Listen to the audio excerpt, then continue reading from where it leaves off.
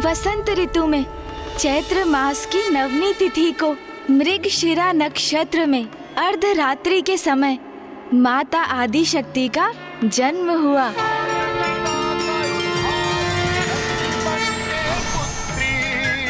तू है माँ अधिष्ठात्री, है माँ तू है माँ अधिष्ठात्री, ओ माँ तू है माँ अधिष्ठात्री।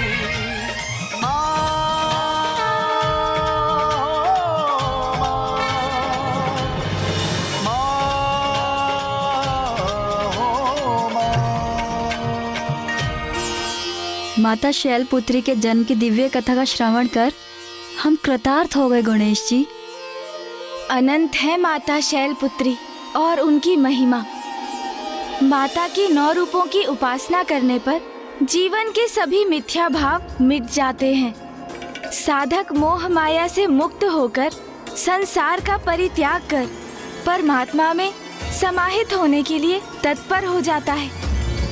माता शैलपुत्री को प्रसन्न करने के लिए साधक को किस प्रकार साधना करनी चाहिए?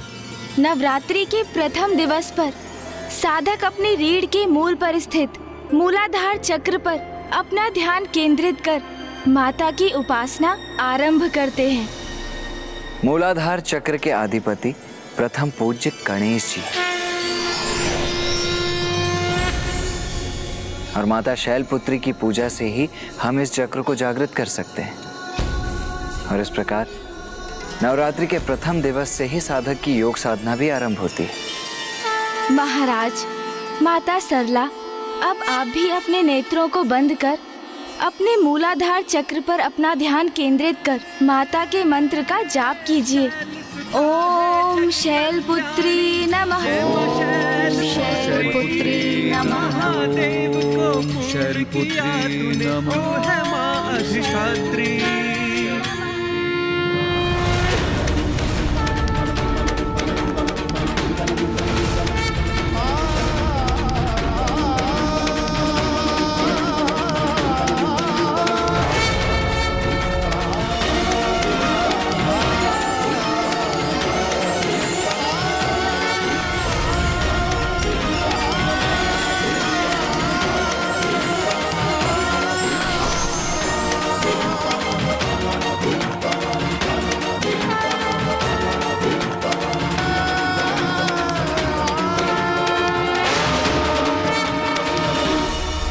शांति, अपार शांति, सभी चिंताओं से परे, अनुपम, अनूठी, सुखमय शांति का अनुभव हुआ मुझे। नवरात्रि के प्रथम दिवस पर माता शैलपुत्री की कृपा से आप दोनों के साथ हम सभी की भक्ति और योग की यात्रा आरंभ हो गई।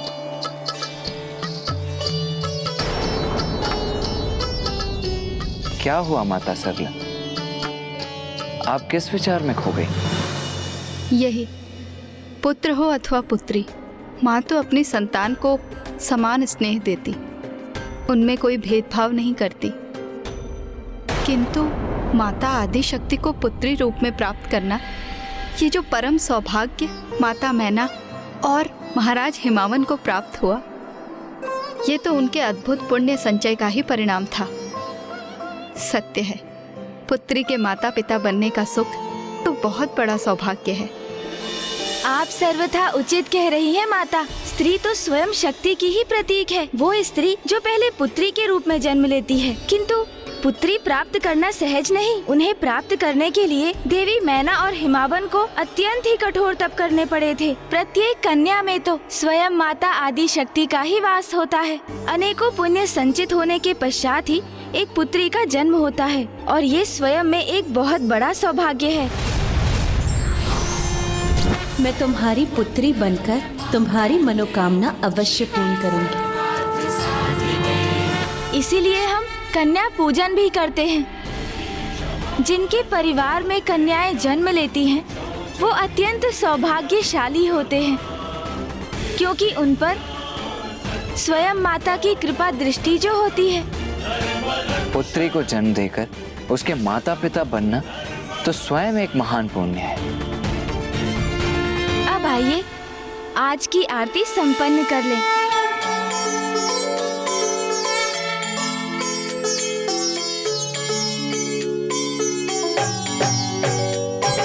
जग जननी जय जय, माँ जग जननी जय जय, भयहारिणी भवतारिणी, भयहारिणी भवतारिणी, भवभामिनी जय जय, माँ जग जननी जय जय।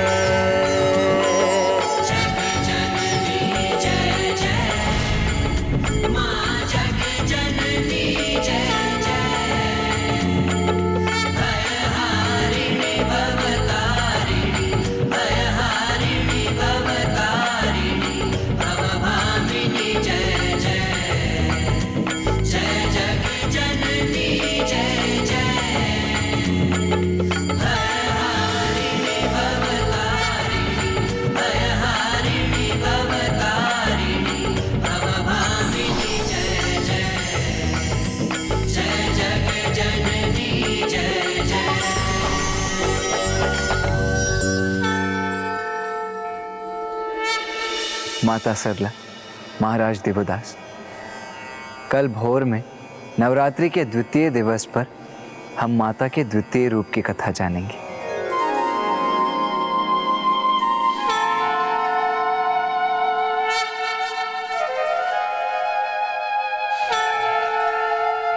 माँ वहाँ अकेली है, उनकी पीड़ा विचलित कर रही है मुझे।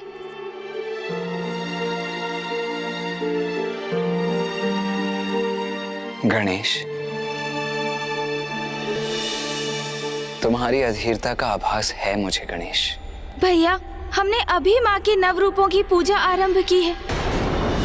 हमारे मनोरथ के सिद्ध होने में पूजा की संपूर्ण अवधि शेष है अभी। भैया, क्योंकि वहाँ माँ सर्वथा अकेली है, पिताश्री की प्रतीक्षा कर रही है और वही माँ के मंदिर के बाहर ऋषि जैगेश्वर ने पिताश्री के दर्शन की अभिलाषा में स्वयं को अन्न जल से वंचित रखा है। माता की कथा के संपन्न होने तक ऋषिवर का कुछ अहित हुआ तो अनर्थ हो जाएगा भैया। और उधर ज्ञात नहीं दुर्गमासुर वेद माता को कहाँ स्थित कर उनके साथ कैसा दुर्व्यवहार कर रहा होगा। इतना ही नहीं, पिताश्री मंदार पर्वत पर ही स्थित है, अपने उस वचन के कारण काशी लौटने में असमर्थ है जो उन्होंने राजा देवोदास को दिया था। महादेव, काशी में मात्र एक ही राजा रह सकता है। फिर वो काशी राजा आप हैं अथवा मैं। और यदि राजा बनने का कर्तव्य मुझे पालन करना है तो आपको काशी छोड़कर जाना होगा महादेव, तो आपको काशी छोड़कर जाना होगा महादेव। तो आप ही बताइए भैया, ऐसी स्थिति में मैं अशांत और अधीर कैसे ना हो। तुम सर्वथा उचित कह रहे हो गणेश। समय के साथ स्पर्धा है हमारी, जिसमें अब एक एक पल असहनीय हो रहा है। किंतु गणेश, हमें यह भी स्मरण रखना चाहिए कि संसार में जो कुछ भी होता है वो माँ की इच्छा के अनुसार ही होता है। और वो भी यही चाहती हैं कि हम सभी नवरात्रि के व्रत रखें, उनका पूजन करें और माँ की इच्छा की पूर्ति हम पूर्ण निष्ठा और संपूर्ण भक्ति भाव से करेंगे। क्योंकि जब और कोई मार्ग नहीं सोचता तो भक्ति में डूबकर ही अपना कर्तव्य निभाना चाहिए। क्योंकि माँ अपने भक्तों को कभी निराश नहीं करती गणेश। उचित है भैया, माँ ही इन सभी संकटों का निदान करेंगी। मैं तो अब बड़ी उत्सुकता से कल भोर की प्रतीक्षा कर रहा हूँ। माँ की कथा जब तक संपन्न नहीं होगी तब तक महाराज देवोदास नहीं समझ सकेंगे कि उनसे कैसी अनिष्टकारी भूल हो गई है।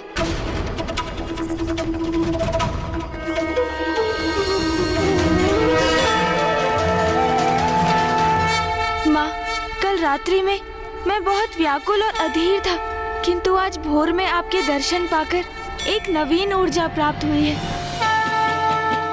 अब आपके द्वितीय रूप माँ ब्रह्मचारिणी की कथा करने का समय आ गया है।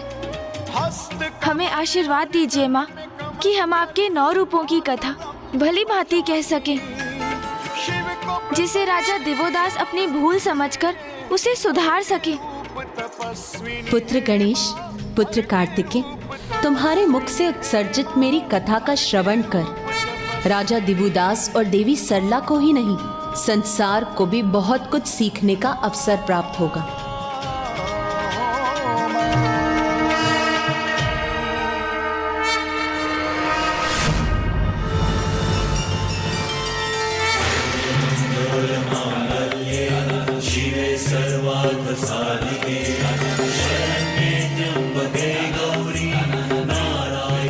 गणेश जी, कृतेश जी, नवरात्रि के द्वितीय दिवस का कन्या पूजन पूर्ण विधि विधान से संपन्न हो गया।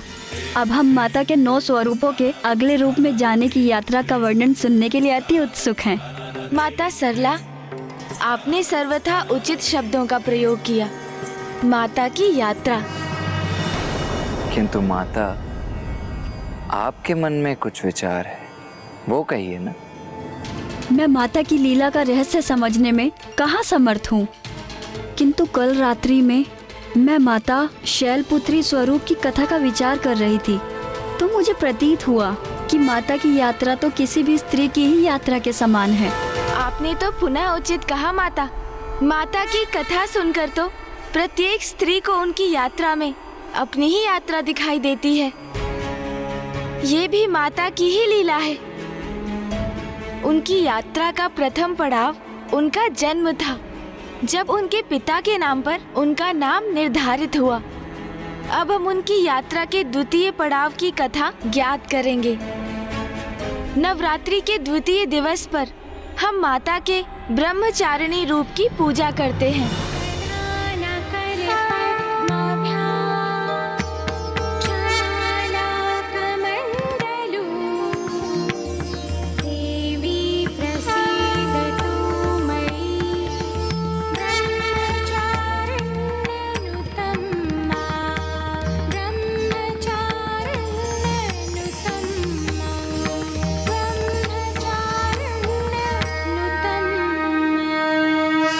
क्या है? इस प्रश्न का उत्तर है वेदस्त्वम तपो ब्रह्म, अर्थात वेद, तत्व और तप ही अंतिम सत्य परम ब्रह्म है।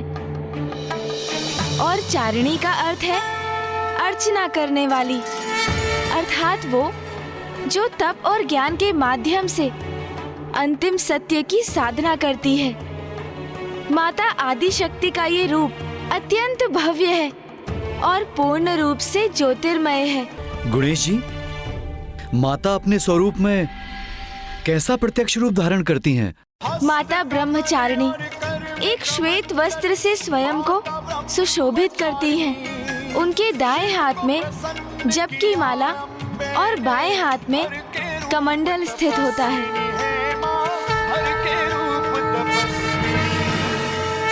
अब मैं आपको माता ब्रह्मचारिणी की कथा सुनाता हूँ। अपने माता पिता के अपार लाड़ दुलार में माता शैलपुत्री की आयु में वृद्धि होने लगी।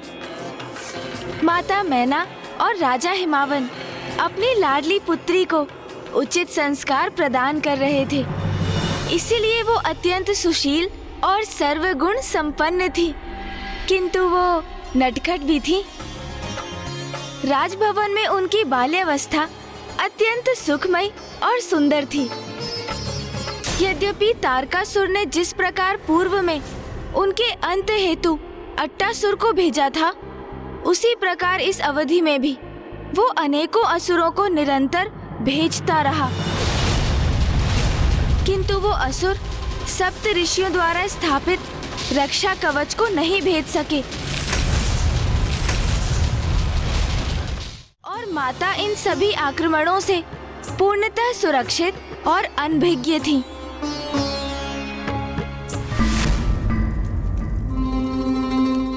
लौटा क्यों नहीं अट्टासुर अभी तक?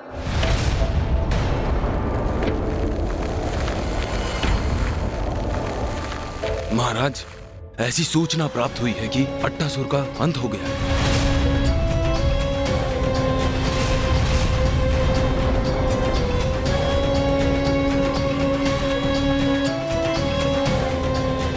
अंत हो गया अट्टासुर का? तो फिर प्रतीक्षा क्यों कर रहे हैं हम? अन्य असुरों को भेजो अभी। जाओ, अंत कर दो शक्ति का, जिसने उस राजभवन को अपना निवास बनाया है। जाओ।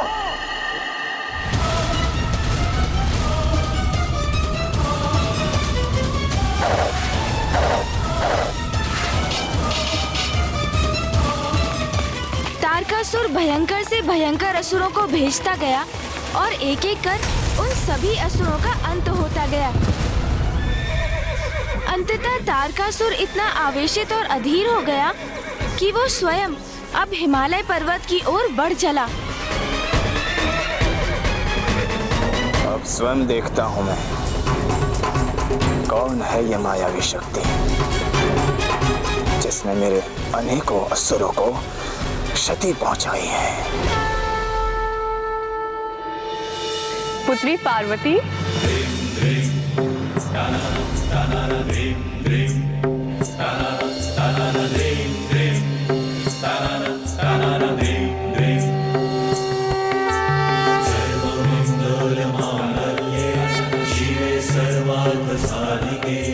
लो, पकड़ो इस कंदूक को।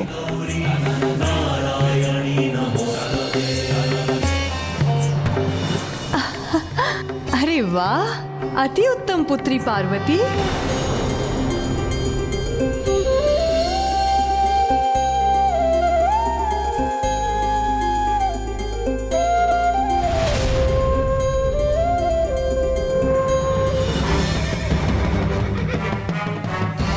अंत होगा आज उस शक्ति का जो मेरे काल को जन्म देने हेतु जन्मी है। अभी मिटा दूंगा मैं उसे, बढ़ने नहीं दूंगा ये संकट।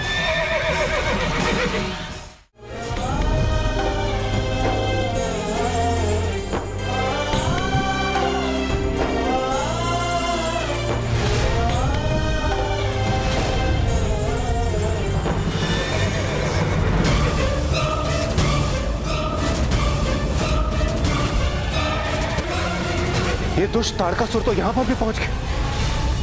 कहीं ये राजा हिमावंत के राजभवन पहुंचकर कहीं कोई अनर्थ न कर दे। निश्चिंत रहिए देवराजेंद्र, अब वहां कोई और अनर्थ नहीं होगा।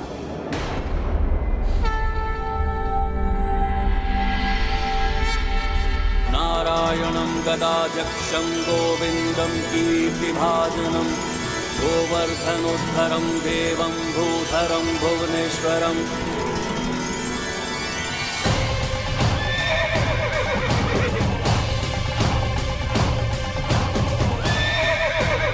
कहाँ गया ये राजभवन? मुझे दिखाई क्यों नहीं दे रहा?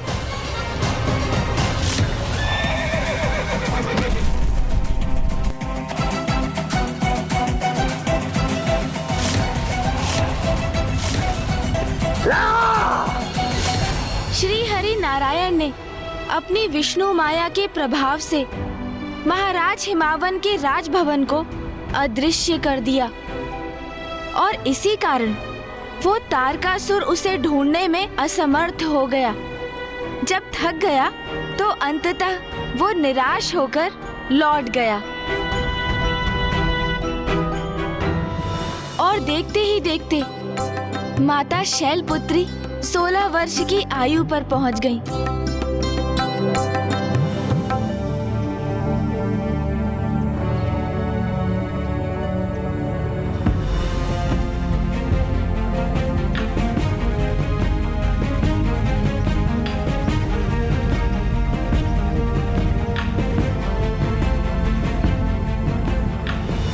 अब आएगा क्रीड़ा का आनंद मुझे। पार्वती को मैं हिम कंदूक से सताऊंगी, देखना। पार्वती, पार्वती कहाँ हो तुम? पार्वती, पार्वती, पार्वती कहाँ हो? सखी जया और विजया कितने भी प्रयास कर लो, इस क्रीड़ा में मुझे नहीं परास्त कर सकोगी। पार्वती, कहाँ हो तुम? पार्वती,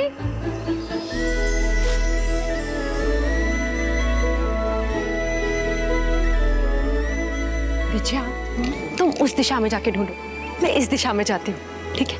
पार्वती,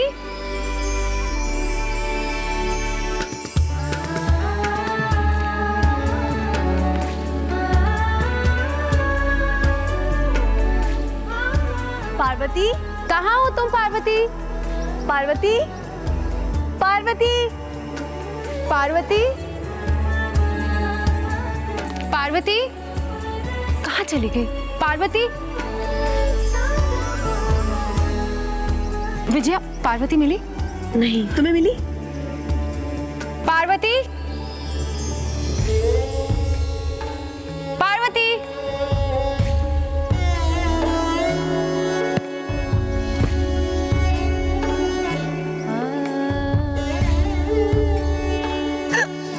तुम दोनों तो मुझे सताने चली थी ना, फिर क्या हुआ? पार्वती, अब तुम हमसे नहीं बचोगी।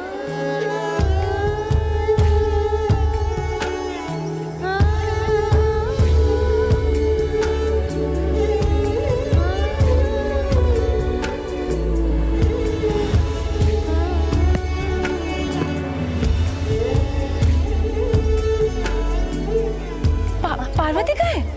पार्वती, पार्वती, पार्वती, पार्वती,